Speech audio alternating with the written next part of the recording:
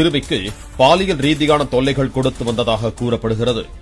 பெத்த பிள்ளைக்கே தகப்பனுக்கு சரக்கு வாங்கி கொடுத்துட்டு பாலியல் கொடுமை பண்ற அளவுக்கு நிலைமை ஆயிட்டு கோபிச்செட்டிப்பாளையத்துல 17 வயசு சிறுமிக்கு பாலியல் கொடுமை பண்ணிருக்காங்க. ஒண்ணுமே இல்ல, அவ அப்பா நல்லா குடியாரன். அவ அப்பா கூட 3 ஃப்ரெண்ட்ஸ் ரொம்ப நம்பிக்கையானவங்க. 17 வயசு சிறுமி அவனுக்கும் மகா, அவன் ஃப்ரெண்ட்ஸுக்கும் மகான்னு நினைக்காம அந்த 17 வயசு சிறுமிய பாலியல் கொடுமை பண்ணிருக்கானோ.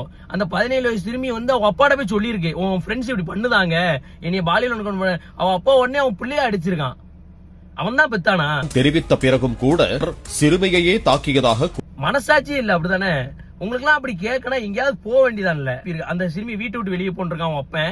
அந்த சிறுமி வெளியே போய் அவங்க சொந்தக்காரங்க வீட்டுல தங்கி இருந்திருக்கா. அப்ப சிறுமி ஹாஸ்பிட்டல் கொண்டு போயிருக்காங்க. கொண்டு போன இடத்துல அந்த சிறுமி பாலியல் கொடுமையால பாதிக்கப்பட்டிருக்கான்னு தெரிஞ்சு. போதையில படிக்கிற பையன் இருக்கான். 17 வயசு சிறுமிக்கு பாலியல் கொடுமை. மூதாட்டி கன்னியாகுமரி கிட்ட பாலியல் கொடுமை. தெலுங்கானால கதைஸ்வரர் பாலியல் கொடுமை. ஒரு பையனுக்கு பாலியல் கொடுமை. மக்களாய் நீங்க தாங்க இதுக்கெல்லாம் முடிவு கட்டணும். நம்ம சரி பண்ணி நம்ம வாழ்ந்தா மட்டும் தான் முடியும்.